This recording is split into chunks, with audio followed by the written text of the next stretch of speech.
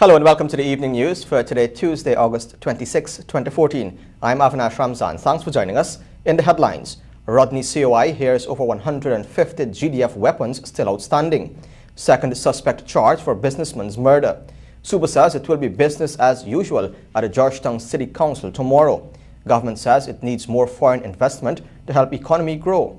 Man who stole a fake gold chain remanded, and Israel and Palestine agree to long-term truce. Now for the news in detail. In this story, you'll hear that of the 237 weapons issued by the Ghana Defense Force to various individuals and organizations during the 1970s, 155 are still outstanding. Let's find out more from Alexis Rodney. The Walter Rodney Commission of Inquiry today learned that while those guns have not yet been recovered, no word has been given for any searches to be carried out for their recovery. Head of the intelligence unit of the Guyana Defense Force, Lieutenant Colonel Sidney James, today told the tribunal investigating Dr. Rodney's death that some 237 weapons were issued to individuals and organizations in the 1970s. From that amount, 82 were recovered, leaving 155 still outstanding. Among the names reappearing on several occasions were Wilfred Skeet and an R. Corbin. James told the commission that a comrade R. Corbin received some 16 weapons, while Wilfred Skeet received 179 pieces. The Ministry of National Development received 50. This information was presented by James through original documents. James had contended that it is plausible that the People's National Congress had a weapons account in the Guyana Defense Force given the frequency of unauthorized issuance. He explained to the commission that approval for issuance of weapons within the Army was given by the Chief of Staff, and to external agencies will require to express permission of the Defense Board. The Army officer pointed out that weapons were issued to Joint Services Organization, and he is unaware of any protocol governing the issuance, contending that it was done on a case-by-case basis. For the evening news, I'm Alexis Rodney. Head of the Ghana Defense Forces Intelligence Unit, Lieutenant Colonel Sidney James, today told the Walter Rodney Commission of Inquiry that a missing William Gregory Smith's personal file was considered confidential and should have been kept under lock and key. Alexis Rodney tells us why. James, who is responsible for carrying out searches for the missing files of Army officers, said the investigation into the missing William Gregory Smith's file is currently ongoing. He said his department on June 13 last received a letter from the Army's General Personnel Department informing it of the missing file. An investigation, he revealed, was subsequently launched. Standing before the Commission of Inquiry today, James told the tribunal that Gregory Smith's file was considered confidential and should have been kept safe and secured in the Personnel Department. Questions were asked about the possibility of the files being deliberately destroyed. James said there are procedures to follow in such matters, pointing out that Smith's file would not have been destroyed. Lieutenant Colonel Patrick West, head of the GDF Personnel Department, had earlier told the tribunal that Smith's file could have been destroyed during the massive flood of 2005. The announcement by the GDF came on the heels of the Guyana Police Force also declaring that a number of critical files from their investigation have gone missing. Both the GDF and the police were said to be highly politicized and controlled by the Ferbs Burnham-led PNC administration during the period before and after Dr. Rodney's killing. Lieutenant Colonel West told the commission that while he did not find a Gregory Smith, records indicate that there was a William Smith in the Army during that period. For the evening news, Alexis Rodney. In the courts, Jermaine Arthur, age 25, of Lot 735 East Reinfeldt Housing Scheme in Georgetown, was today charged with the murder of 43-year-old businessman Ashok Raghu. Raghu was gunned down on August 18 outside of the Botanical Garden in Georgetown. Appearing at the Georgetown Magistrates Court before Judy Latzman, the magistrate, the charge against the accused alleged that on August 18 at Vincentian Road, Arthur, during the course of a robbery, relieved Ashok Raghu of a bag containing $4 million. He is also accused of shooting the said businessman to death. He was not required to plead since the charge was indictable. With this, he was further remanded until September 22, when he will make another appearance before Magistrate Priya Sinarain Behari. Tomorrow will be business as usual for Acting Town Clerk Carol Suba, as she is refusing to vacate her post at the City Council. More on this report. The struggle between acting town clerk Carl Suba and city mayor Hamilton Green is reaching new heights with no end or ceasefire in sight. Suba has refused to proceed on administrative leave even after the council passed the motion of no confidence against her yesterday. The motion is one of the usual motions that the mayor and some of his councillors had been over time moving and making decisions to remove me from office. The motion tabled yesterday was one of similar motions with some of the same reasons and some additional reasons.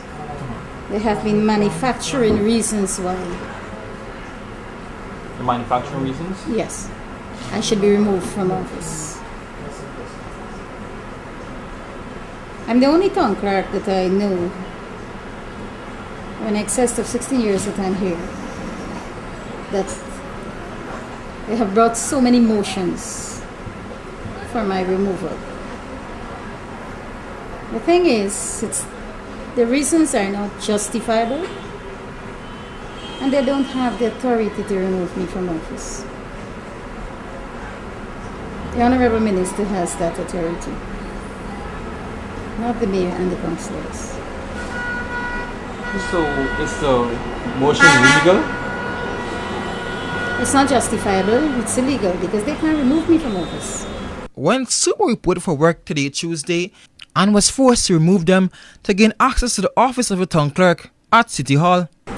Well, apart from security reasons, I think my life is at stake for them to go to such extensive access.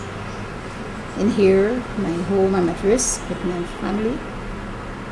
But other than that, and to keep functioning as town clerk, I have to be cautious.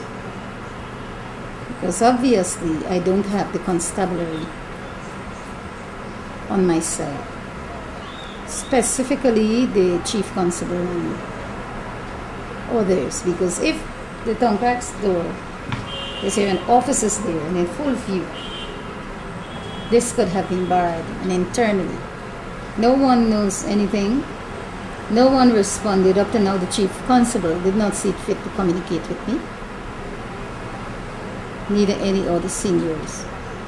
However, I've written him officially of this incident, and 2 ranks were sent over here, a Sergeant Peters and a Lance Corporal Jacobs, to conduct investigations. Meanwhile, the mayor has maintained that the council has the right to vote on a motion of no confidence against the town clerk. Reporting for the Evening News, Jimo Paul. If you have a news tip or news story you'd like our team to follow, message or WhatsApp on telephone numbers 680-9630 or 600-3117. You can also call the office on telephone numbers 231-0382, 226-2102, 223-7230 or 223-7231. More news still ahead. Stay tuned. This is the Evening News.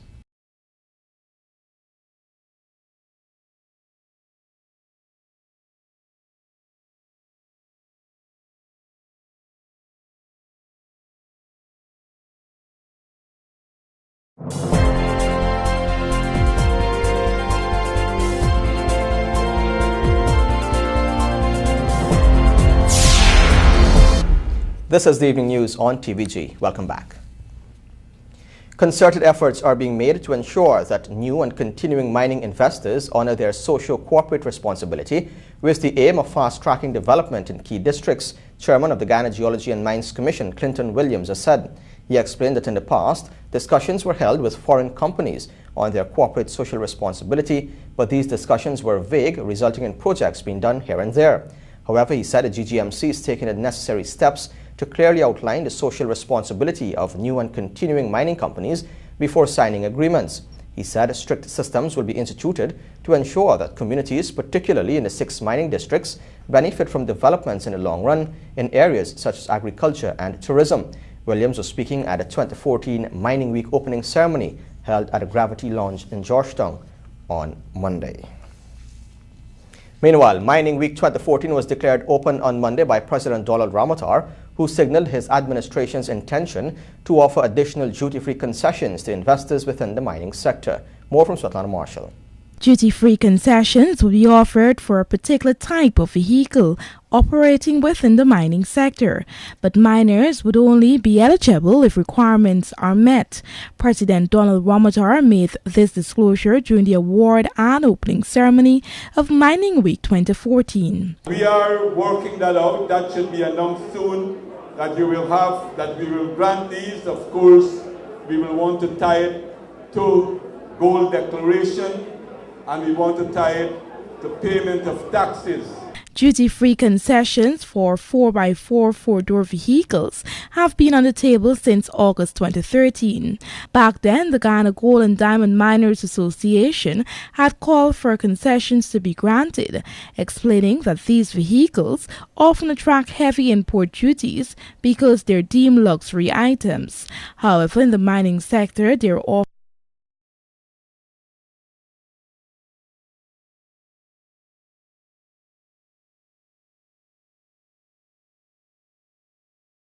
used to transport rations, spares and personnel to and from mining operations. But before the president made this announcement, he poured cold water on the notion that the gold mining sector was in crisis. This should challenge us. We should not despair and talk about crisis. It should challenge us to do things in an even better way. That is how great countries, that is how the rich countries of today manage to deal, the approach that they deal with issues like this. The president had spoken a few minutes before the GGDMA president Patrick Hardin complained about the challenges facing miners. This industry is in crisis. This small and medium-scale gold and diamond mining needs help. As you know, last year we celebrated record production of 41,400 ounces. To this, and we are all thankful for the fellow miners, fellow Guyanese, who work hard to make this record production. This year, 2014, for the last 2 years, the association has always been predictive, and I think for one of those 2 years, we made our prediction. This year so far we have, because it is difficult times. According to www.goldrate24.com, 1 ounce of gold is currently being sold at US $1,277 or Guyana $263,113. But Ramotar said every sector has its challenges. According to him, many investors within the gold sector entered the industry at a time when the price of gold was below 1,000 US, but nevertheless benefited significantly when the prices surpassed US $1,800. Minister of Natural Resources and the Environment Robert Bossard, GGMC Chairman Clinton Williams, and GGMC Commissioner Rickford Vera were among officials present at the opening and award ceremony held at Gravity Lounge on Monday evening under the theme Improved Recovery, Reducing Impact, Securing the Future of Mining. Svetlana Marshall reporting for the Evening News. Meanwhile, the government of Guyana has once again denounced the attacks on the Chinese logging company, saying that it needs such foreign investments to grow the economy. More on this report. Government has once again raised its voice against the continuous attacks on foreign investors as it underscored the importance of having such investments to develop the country's economy. At the launching of a local airline on Monday, Transport Minister Robson Ben expressed his anger at the vicious attacks by local newspapers on the Chinese investors. He condemned the attacks, stating that foreign investors are imperative to sustain the developments in Guyana. We have a small population base. We have a large country with poor infrastructure. We want to develop this country for future generations of Guyanese. We want those future generations of Guyanese to have a better life than we have ourselves have had. We cannot do it alone. We have to rely on foreign partners.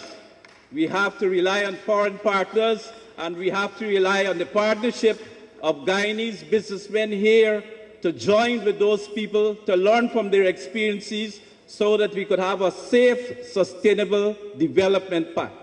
The minister pointed out that similar attacks were launched on the Brazilian investors in Guyana, while adding that there are no evidence to support the claims being made by the newspapers. Meanwhile, President Donald Ramotar also added his voice against the attacks on the Chinese investors. He said that government has created special economic regimes to attract both local and foreign investors to develop the potential of the country. This is a case where not a single one of our laws were violated. None of these things has happened. There was no raping of our interior. But we see this massive attack, and one wonders as what is the motive, what is really behind these things. Reporting for the Evening News, Vanu Manikchan. Stay tuned.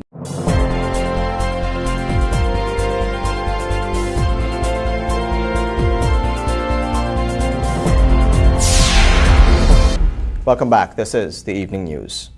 A Region 2 health officer has confirmed that there is no reported case of the chikungunya virus in hospitals along the Essequibo coast. Details in this report. A section of the media recently reported that new suspected cases of the virus had surfaced in Aurora, Essequibo.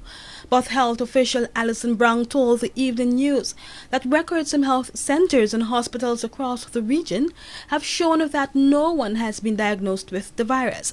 She said, however, that health professionals from the various hospitals and health centers continue to be on the alert. Persons visiting the hospital, she noted, are however diagnosed with other mosquito-related diseases such as malaria and dengue. Chikungunya is a viral disease transmitted by the bite of infected mosquitoes such as the Aedes aegypti. It can cause high fever, joint and muscle pain, and headache.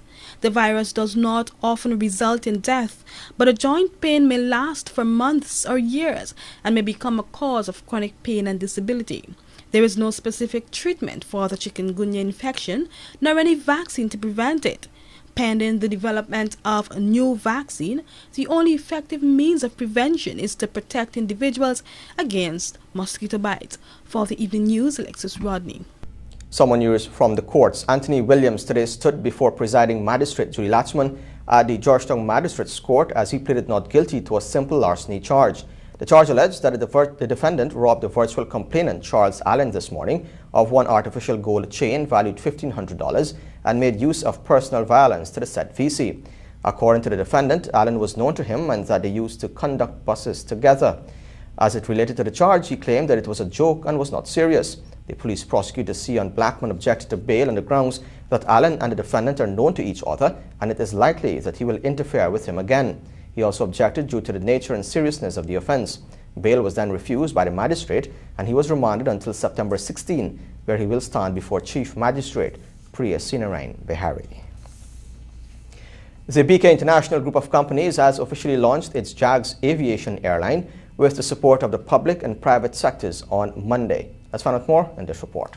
A simple ceremony held on Monday at the Wings Aviation hangar Ogle International Airport, the BK International Group of Companies JAGS Aviation was launched before a host of dignitaries.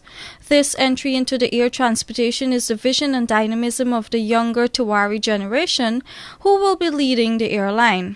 One of the directors, Bryony Tiwari, told the gathering that they saw the potential of Guyana's tourism product and wanted to invest in the sector, hence the acquisition of JAGS Aviation and the purchase of a new aircraft. This new caravan, as some of you will see today, is outfitted to provide the highest standards of comfort that we can provide to tourists. Not because of the brand new interior, but because it is fully air-conditioned and equipped with an onboard oxygen tank for high-altitude flying. Our aviation operations will see continuous investment in quality aircraft and in the highest standard of operation and customer care.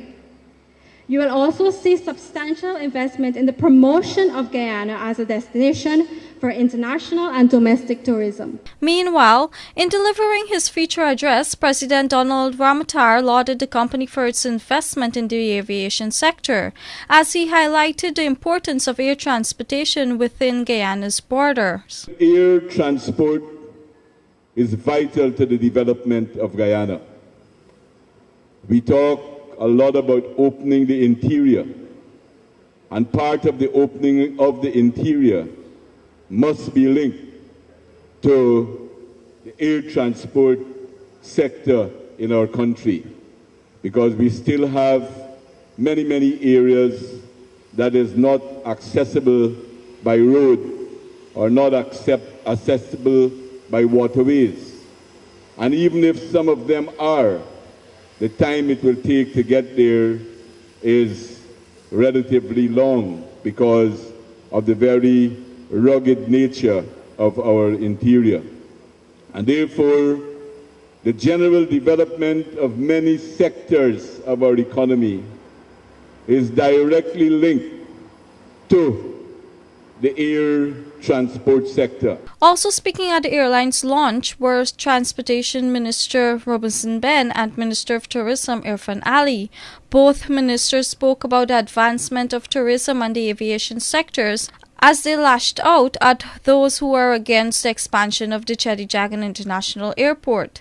The new airline will be providing domestic services to interior locations with the brand new aircraft recently added to its fleet. The Cessna Grand Caravan, valued some US $3 million, has a seating capacity of 13, excluding the pilot's seat, and is equipped with state-of-the-art technology and is fully air-conditioned. Reporting for the Evening News, Vanu Manakshan.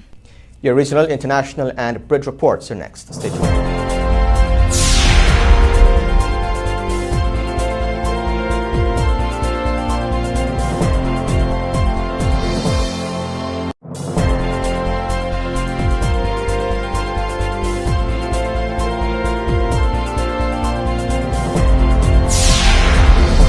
This is the Evening News. Welcome back. In the region, the Vatican has stripped the former envoy to the Dominican Republic of his diplomatic immunity, opening the way for him to be extradited to face sex abuse allegations in the country. The Polish priest Joseph Wesleyowski was found guilty by the Vatican in June of sexually abusing young Dominican boys. Correspondents say the Caribbean state was unhappy at his immediate recalling by the church when the claims surfaced. He is the most senior Vatican official to be investigated for sex abuse. Pope Francis has pledged a crackdown on clerics and employees of the church who exploit minors, comparing their actions to a satanic mass.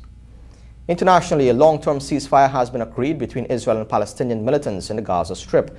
The truce, ending 7 weeks of fighting that has left more than 2,200 people dead, mostly Palestinians, was brokered by Egypt and began at 19 hours local time.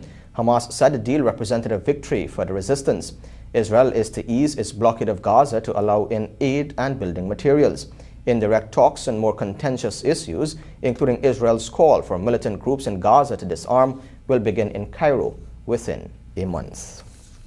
In case you just joined us, you're watching the Evening News. We now take a look at your bridge reports. The Damrar Harbour Bridge is expected to be closed from 5 hours on Wednesday, August 27, 2014 for a period of 1.5 hours, and the Berbice River Bridge is expected to be closed from 4 hours 55 on Wednesday, August 27, 2014 for a period of 1.5 hours. Join us after the break for sports, sponsored by Marco. This is the Evening News.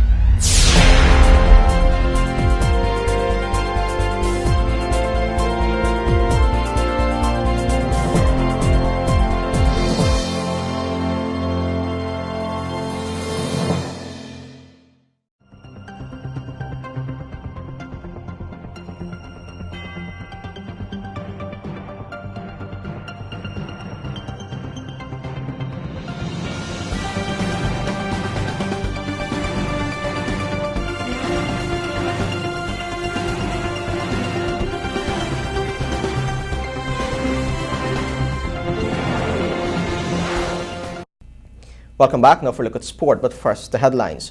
Horse racing authorities call for regularization of the sport.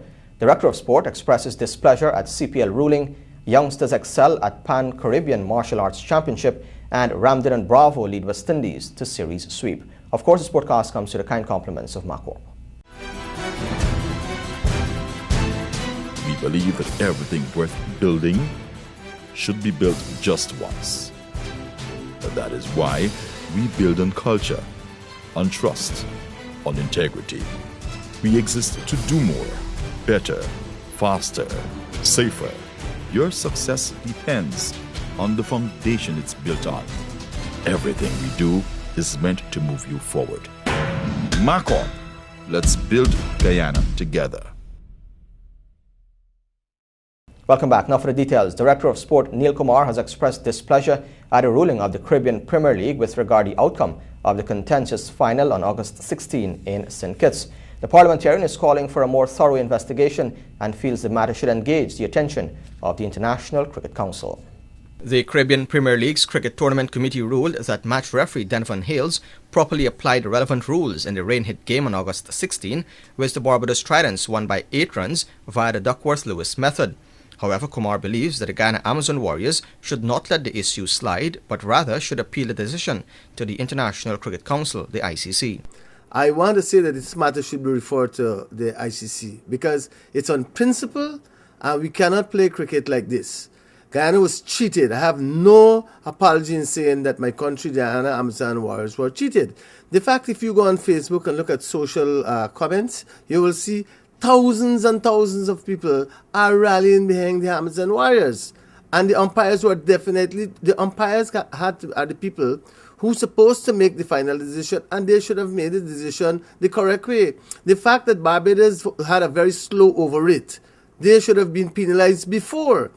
And I think that the whole issue is bad for cricket in the Caribbean, bad for cricket in general. Kumar also called on the Guyana and West Indies cricket boards to make their positions on the outcome known, as he reiterated that a thorough investigation must be conducted. What I am calling for is to investigate the sponsor of the Barbados Trident, because I'm getting a lot of complaint, a lot of allegations are making about what went on behind the scene, and as such, I want to be very open, and I think the sponsors, whoever the sponsors for the Barbados Trident, I think that something is looking very fishy, something is looking very unpleasant and uncommon, and I think that we should investigate what went on behind the scene in respect to this matter. The outcome of the final did not go down well with Guyana Amazon Warriors fans, who took to social media to criticize match officials for what many perceived to be blatant robbery. The victory for the Barbados Tridents guaranteed their spot in next month's Champions League as the Caribbean representative. Dinesh Ramden and Darren Bravo plundered Bangladesh bowling attack on their way to centuries to hand the West Indies victory in the final ODI and a 3-0 sweep of the series. Ramden won 69 and Bravo won 24, added a record 258 for the third wicket as the West Indies racked up 338 for 7 from the allotted 50 overs. The partnership is the new record for the third wicket in all ODI matches. In reply, Bangladesh mustered 247 for 8 to lose by 91 runs, with Ravi Rampal claiming 4 for 29. The two teams will now play a one-off T20 tomorrow, followed by test matches, 2 test matches that should be, in early September.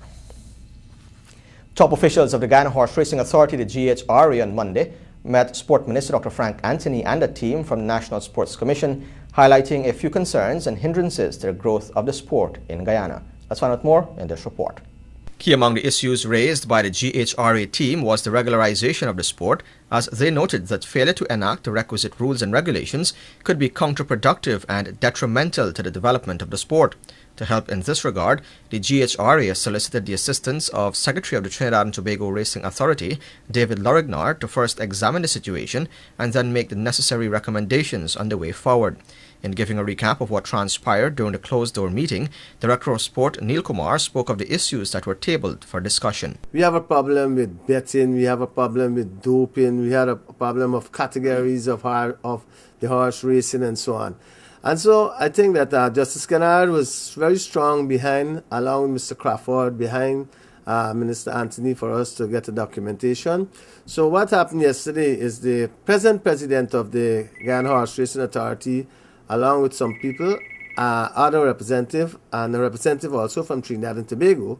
I think it was a very fruitful meeting. Now that the meeting has taken place, Kumar highlighted what would be the next step towards ensuring that the sport is properly administered. We will be looking that they will, in 2 weeks' time, we expect them to give us a draft of a presentation. So then we will circulate to all the stakeholders in horse racing. And then we will try to see if we could come up with a paper that we could take to Parliament so that we could have a proper piece of legislation to govern horse racing in Guyana. The meeting was also attended by Chairman of the National Sports Commission, Conrad Plummer, Vice Chairperson Vidushi Prasad, the GHRA Head, Vic Odit, and the GHRA Legal Advisor, Rajendra Punai. And finally, youngsters from the Best of the Best martial arts group were in top form last weekend when the Pan-Caribbean Martial Arts Championship was held at the National Gymnasium, Mandela Avenue. TVG caught up with the group and its founder earlier today.